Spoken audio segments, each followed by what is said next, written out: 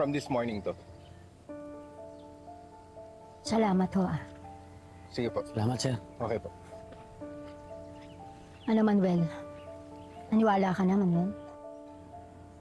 Oh. Ba't kaya ang tingin mo sa akin? Asman ang tingin mo? Masisisi mo ba ako? Pagkatapos ng lahat ng ginawa mo sa pamilya ko? Nagawa ko lang lahat ng yan para ipaglaban ang pamilya ko, Manuel. Yan ang hirap sa'yo eh. Hindi mo nakikita yon. Pero paghihirap ni Felma, nakikita mo. Lahat ng sakripisyo ko. Na-ospital ako, muntik na ako makulong, pero wala kang pakialam. Kasi nakikita mo lang si Felma.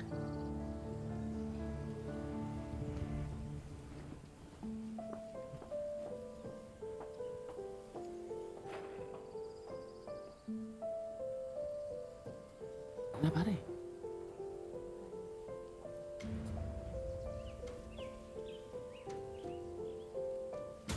Teka, pare.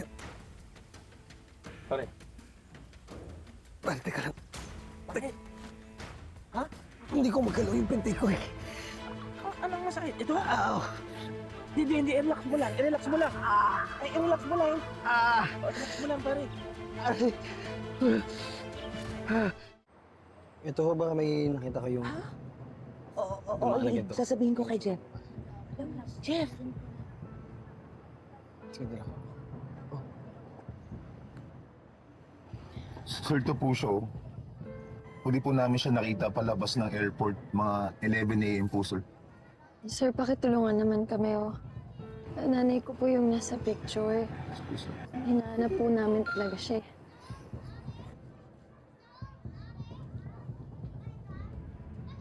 What's wrong?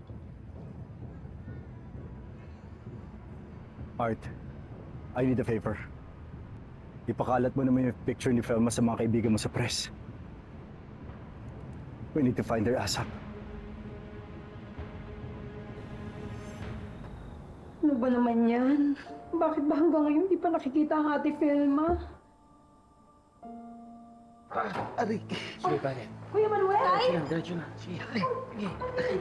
Tay, ano po nangyari? Ano kay? Na-injure yata. Masakit daw yung biti niya, hindi niya maigalaw eh. Oh. Upo ka muna dyan, pare. Ako, kuya. Paano yan? Yan, diretso lang. Tay, dalhin po namin kayo sa ospital. Hindi na, wag na. Di lang kunan muna ako ng gamot dyan. Sige na kahit na anong painkiller. Painkiller. Kuya. Oh.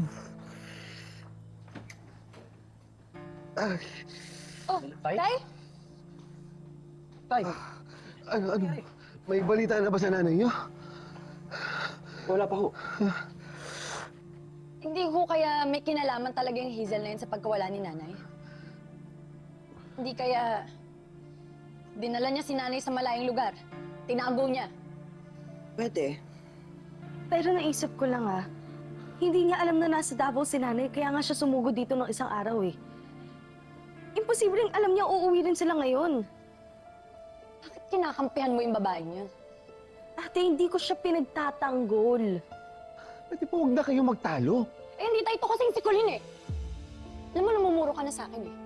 Hindi mo naisip na baka natunugan ni Hazel na pauwi sila nanay ngayon? Maraming galamay ang babaeng yon. Alam mo, kung hindi mo kasi pinakialaman yung TRO, okay sana tayo eh. Pinalift mo pa.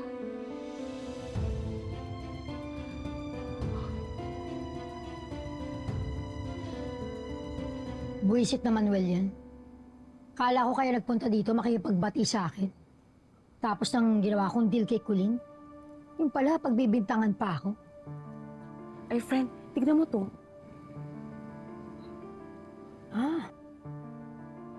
Sa airport pala siya nawala. Galing Davao.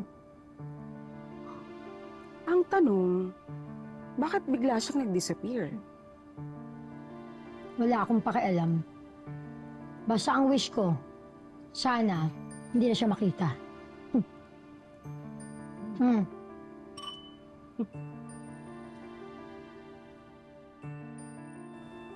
Lumabas na yung balita tungkol kay Felma. Tinitrace na po ng mga pulis yung CCTV around the airport. Hindi pwede maghintay lang tayo dito. Tay! Tay! Tay! Tay, kami na po maghahanap kay nanay. Ha, dito na lang kayo, magpahinga ka. Anak, hindi pwede. Pare, makinig ka muna. Sa kalagayan mo ngayon, hindi pwede. Pare, mahirapan ka lang eh. Dumito ka muna, relax lang muna. Ano na sila maganap? Hayaan mo kami maganap. Bakit ba kasi umalis si nanay nang walang paalam? Oo nga. Tsaka kung wala talagang kinalaman si Hazel, bakit umaalis siya na di natin alam?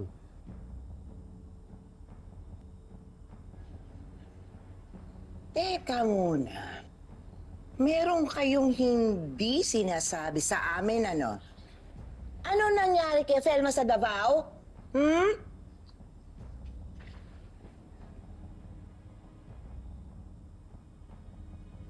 Ano nga? Bakit kasi ayaw niyo pang sabihin? At hindi daw may alam ka? Pasensya niyo na, ha? Pero si Ate Felma kasi, sinabi niya ko daw sabihin sa inyo. Kailangan na yata natin paalam sa kanila. Ano bang nangyari kay nanay? Sakit ang nanay niyo.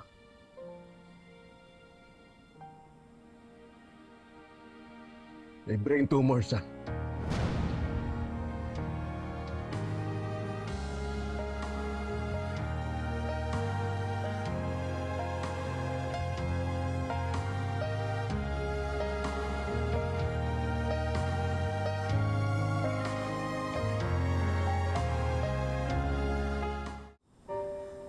Plano talaga ng nanay niyo na sabihin sa inyo.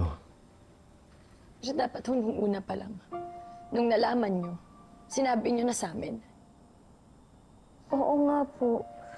Para nakatulong kami sa pag-aalaga kay nanay. Huwag niyo sisihin yung tatay niyo. Wala din siya alam noong una. Ang nanay niyo ayaw magpasabi sa inyo. Ayaw niya kasing madagdagan yung problema niyo. Kahit may sakit yung nanay niyo, tayo pa rin iniisip niya. Kaya pala iba yung kinikilos siya ng mga nakaraang araw. The doctor warned us. There would be behavioral changes. And memory loss. Baka yun yung rason kung bakit umalis sa airport na walang paalam. Yun din ang tingin namin. Hindi ko kaya natunugan ni Hazel ang kondisyon ni nanay ngayon. Kaya sinamantala niya. No.